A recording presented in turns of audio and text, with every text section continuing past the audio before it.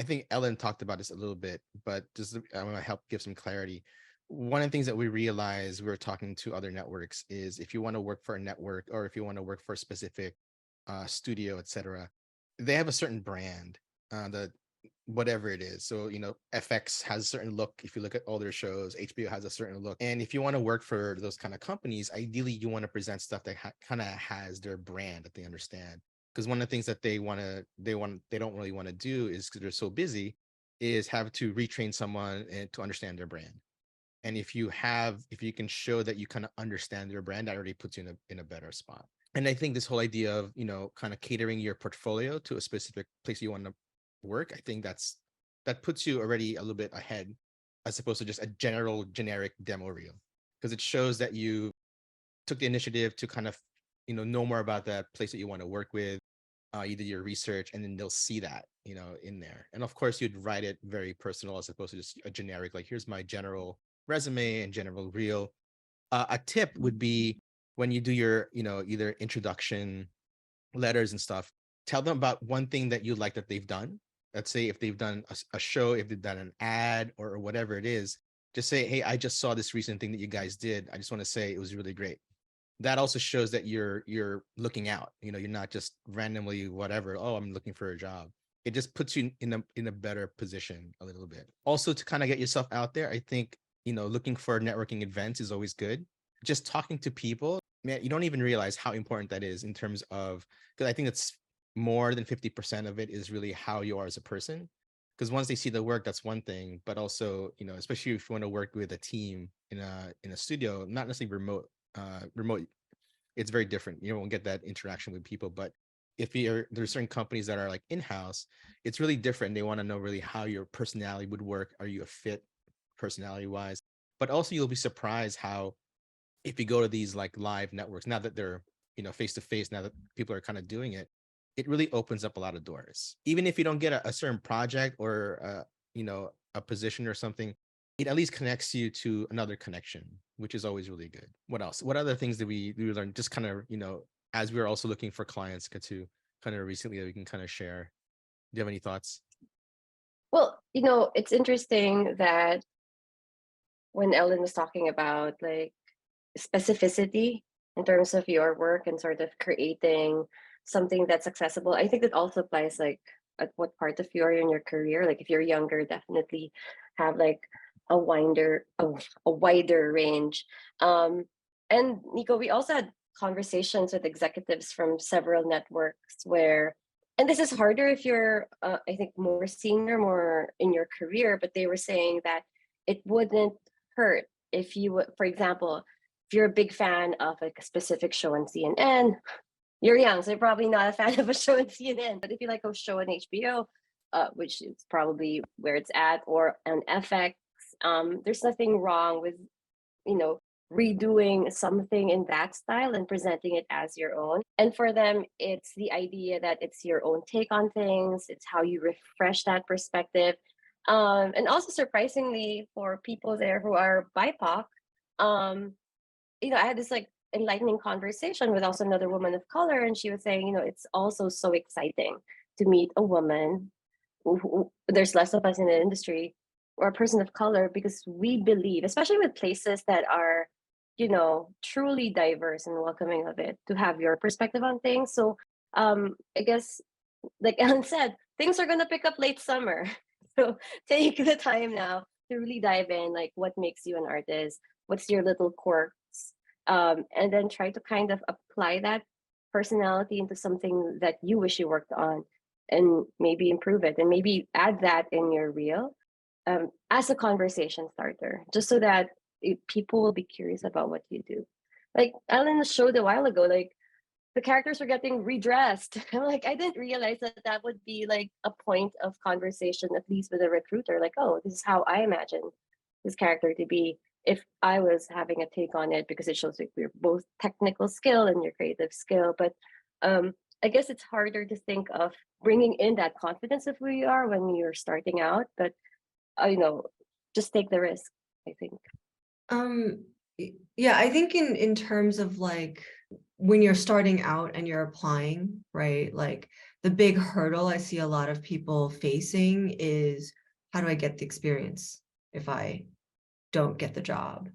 And I think that's what I'm trying to hone in is like the experience can be seen in the portfolio if you understand what the assignments you'll be doing once you're on the job.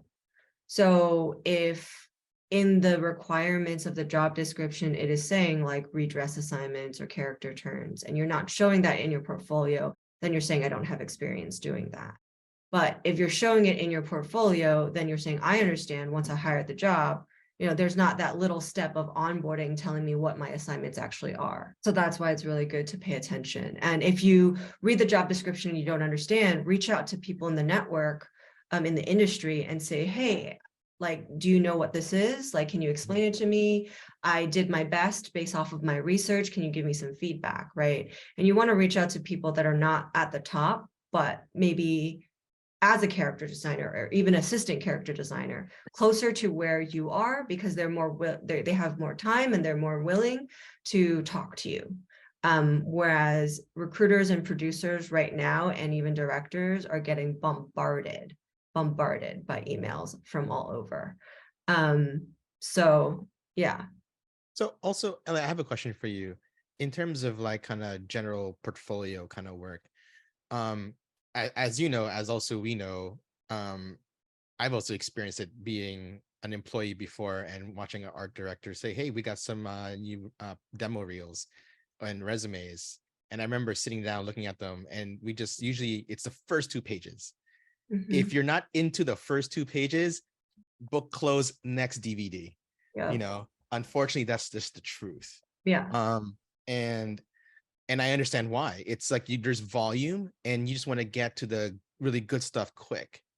So always your best shit up a top, and like don't think of volume, think of quality. Yeah.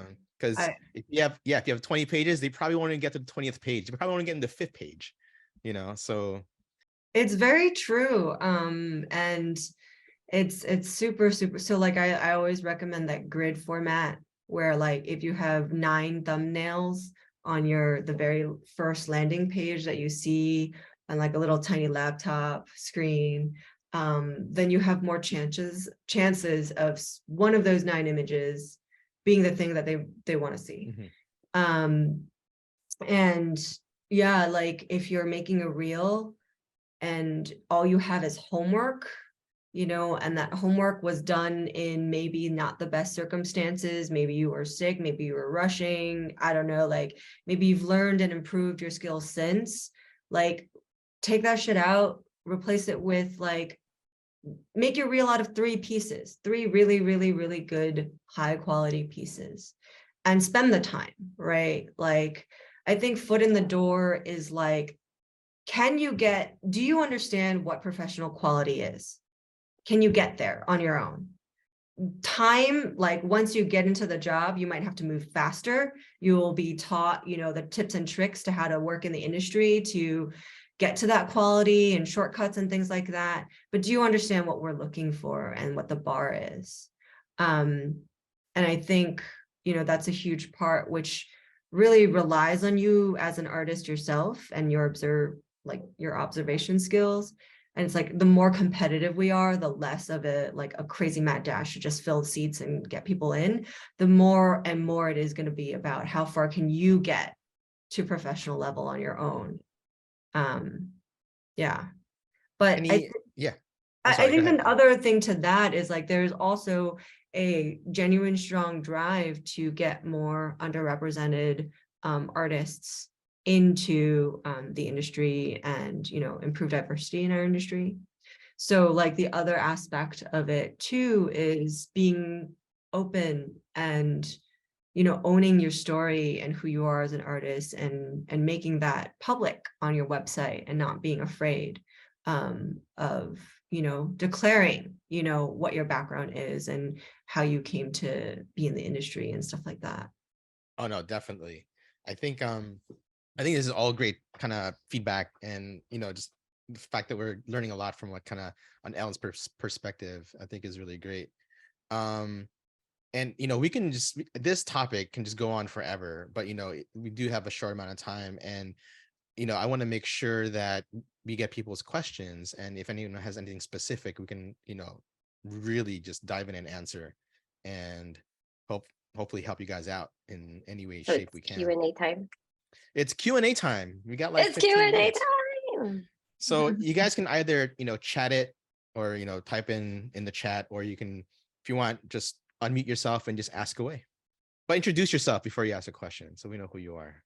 We got a lot of shy people. Break out of the shyness. So that's the first thing you're gonna have to learn when you get into this industry. All of You us have are to walk up introverts, to people. Yeah. Yeah. Oh man, it's hard. It's hard because like we've been developing, like I think a lot of the students too had a big part of their social development interrupted by the pandemic. Mhm. And I feel like, like everybody was awkward in college and messed up socially, and that was a safe space to mess up because everyone's messing up. And now you're thrown into a professional environment, and you're like, it's like really scary to do that, but you got to do it sometime, and it's okay. People Does are more anybody have any worried about. questions? Oh, here we go. We got a Yeah. question. Hold on, what does it say? I have a self-made passion project I want to turn into reality, thinking how difficult it would be to start a very small animation studio in the future. Wait, those are two different things. You Yeah. have a passion project that you want to turn into. Okay, so there's two things. Do you want the passion project to happen, or are you thinking that you need to make the studio to make that project happen? Because you don't. You don't. Just And I would also say don't make the studio, because that like it just becomes a whole other thing. So really make your project first and see what comes from that, Okay. Yeah. Right. Yeah. Exactly. Yeah. Higher hands. I mean, Ellen just finished like a really funny short on your Instagram. Do you want to share the process for that? Oh, that one's really Or can good. you Oh, share? give us You the want to link, share it? because we can share it, Sure. or you can just put it in the chat so that people can watch it later on. Yeah.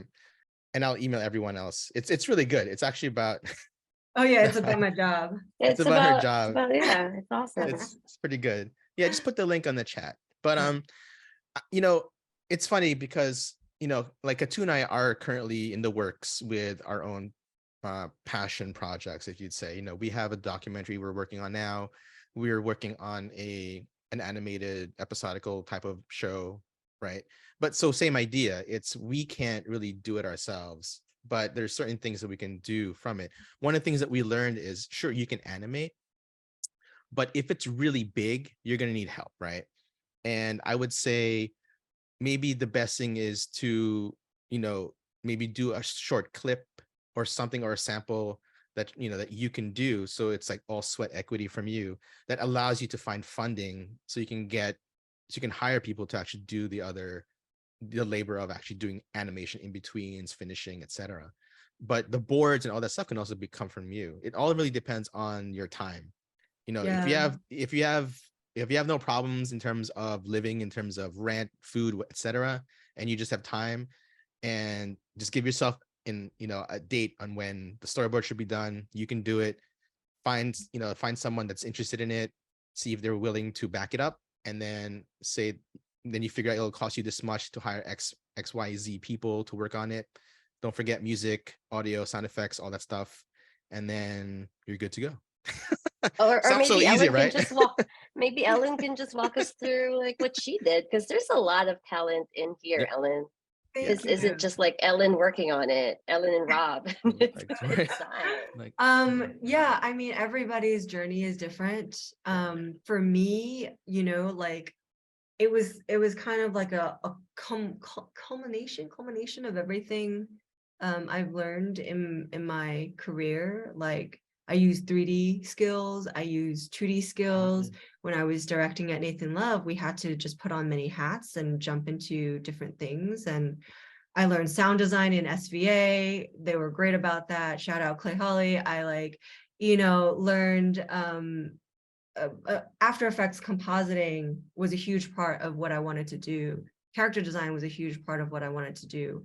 And editing was a huge part of what I wanted to do, right? So my goals for these shorts was one day I do want to get back into directing, and I want to get back into directing and making anime. So I have a project that I'm working on that I'm writing. And man, if you want to do a full series, that shit takes a lot of work. And that Yeah, takes a lot of no doubt. time, right? That takes a lot of time. And I got to pay the bills. And I have to find a way to manage my life that I can find time to make that stuff and work on that stuff.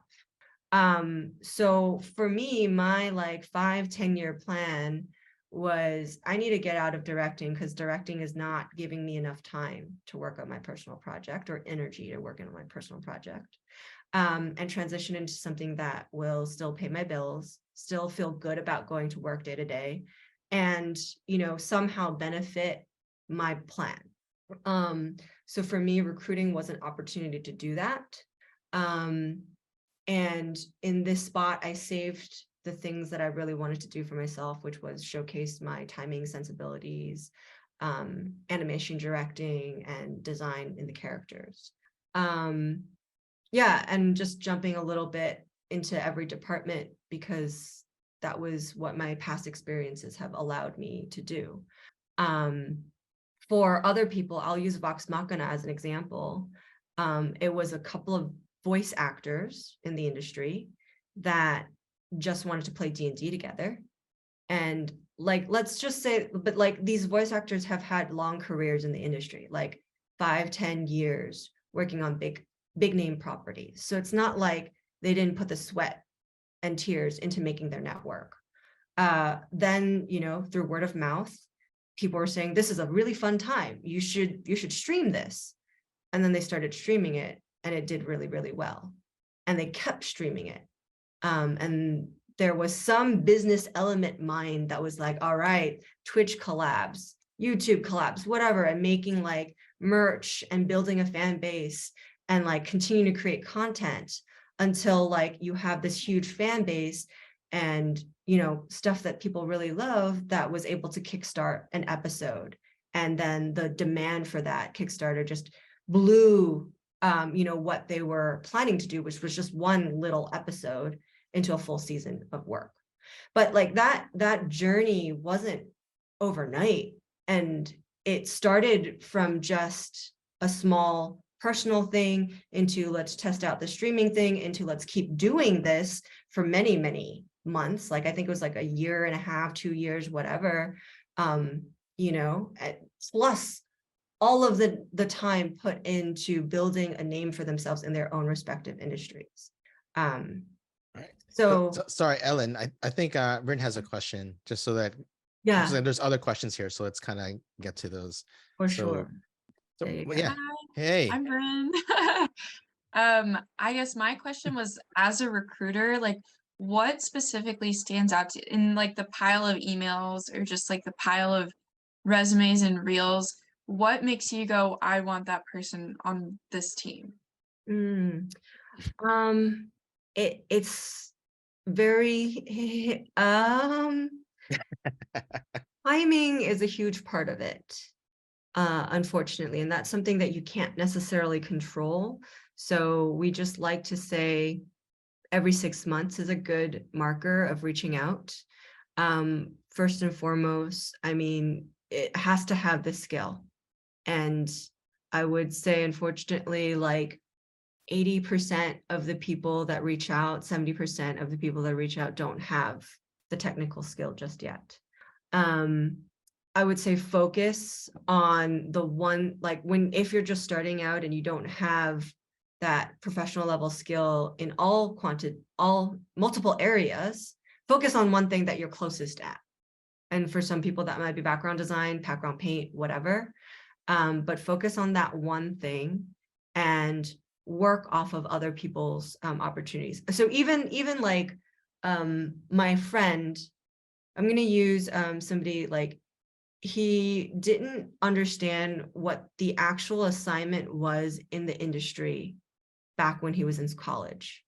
He liked painting, he liked sculpting, he liked a bunch of things. And he would just kind of like make a whole portfolio doing everything by himself. But the reality is, you know, you're a background painter, you're a character designer, you're a background designer, a background layout artist. They're very like separate tracks, especially with union projects. And so you don't have to design the background yourself. Imagine just building a portfolio of background paint where you didn't have to background design everything. Like that would save you so much time to build a relevant portfolio for background painting.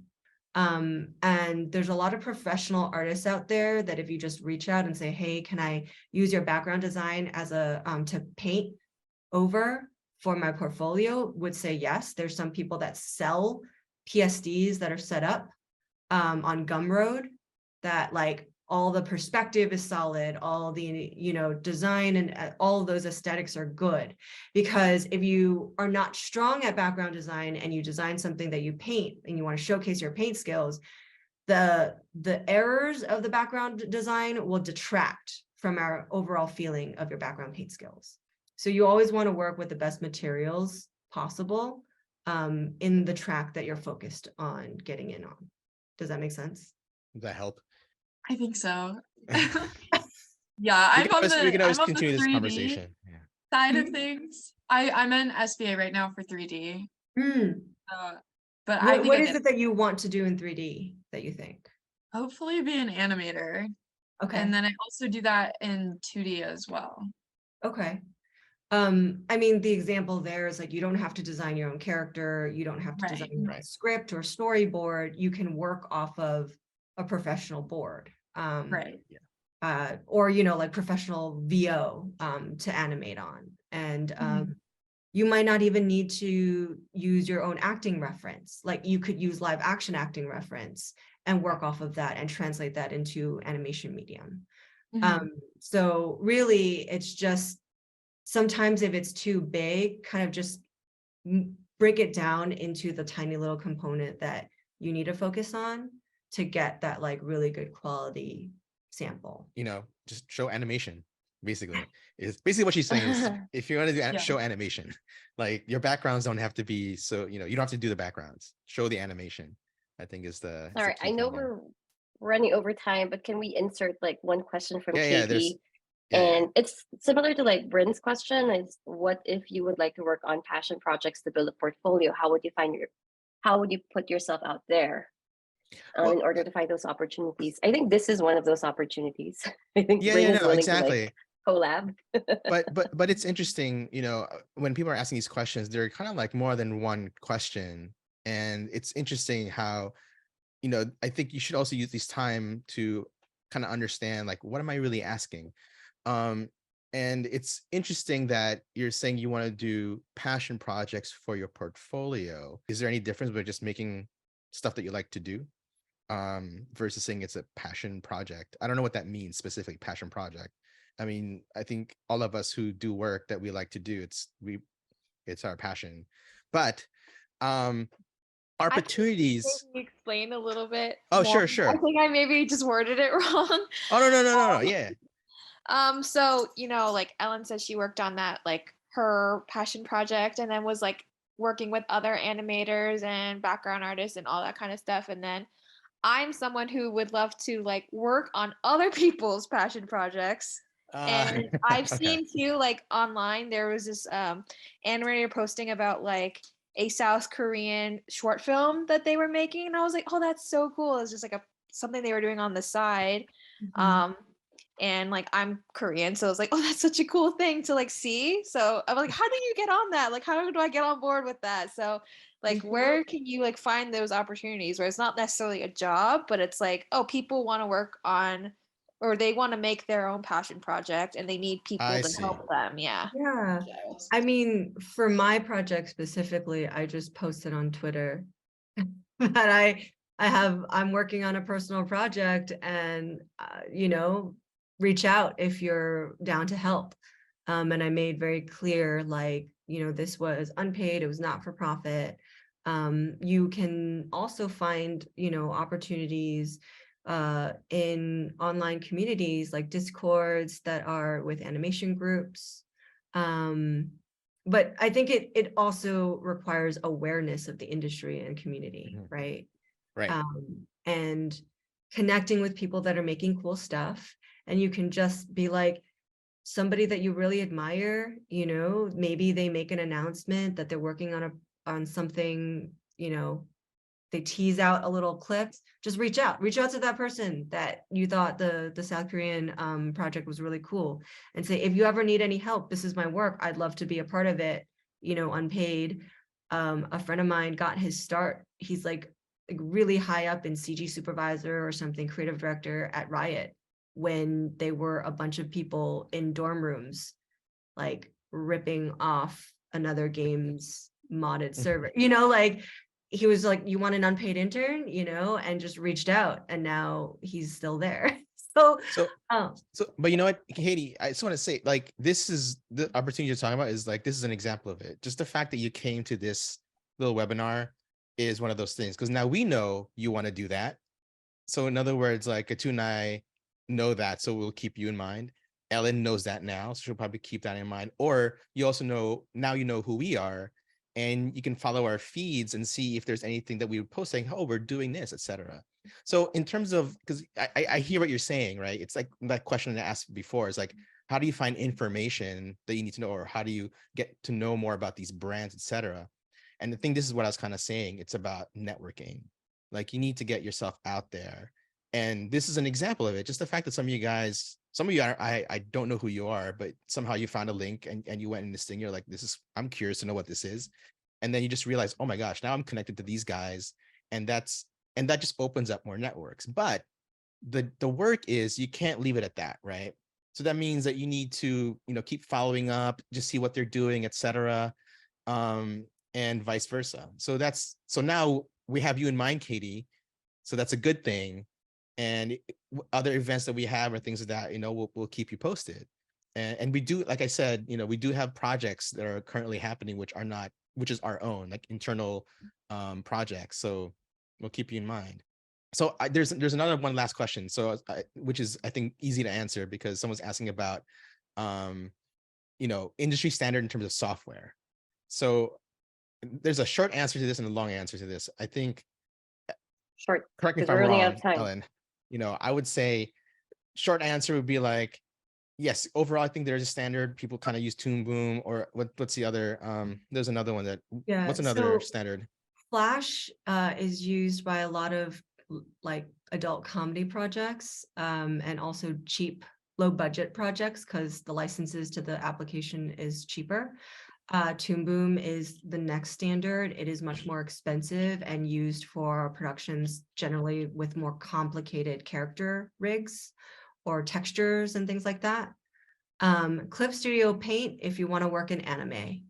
TV Paint if you want to work with the French TV Paint people. is the other one, yeah. So Basically what Ellen is saying is, it also depends on the studio and where, is I think the big thing. Again, do your research. Yeah, you have to do your research, because not every studio, and that also goes with 3D software, right?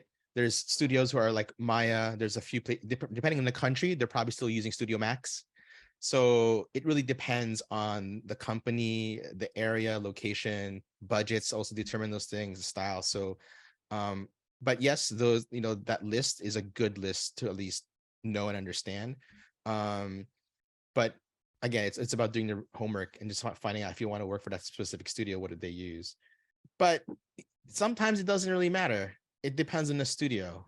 Sometimes they can mix and match, and someone will fix it and to make it fit. Because not everyone, especially now that we're kind of globally freelancing, etc., not everyone is using a standard per se. So there's workarounds, especially if you're really good and they want to have you, they'll find a way to make that work. Right. All right, one last one. Do you guys know how much a 2D animator or 3D animator is paid as a future owner of a very small animation studio? Troy, that's a longer conversation. If you want, we can talk about that offline.